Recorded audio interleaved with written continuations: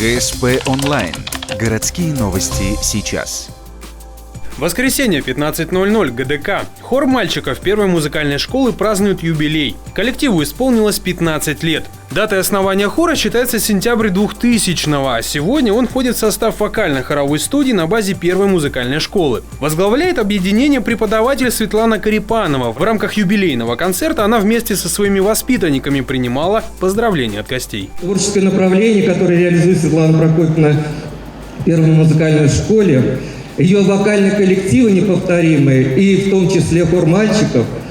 В прошлом году коллектив получил звание образцовый. Вокально-хоровая студия детской музыкальной школы. Образцовый коллектив. Для зрителей на сцене выступили младшие и старшие хоры юношеского вокального ансамбля, а также солисты Олег Ракита, Василий Кичигин и многие другие. В ближайших планах хора мальчиков выступить на праздновании Дня Победы в Ухте. Перспективы всего юношеского вокального ансамбля еще масштабнее. 19 марта коллектив отправится в Москву, где примет участие в праздновании юбилейной даты завершения Великой Отечественной войны.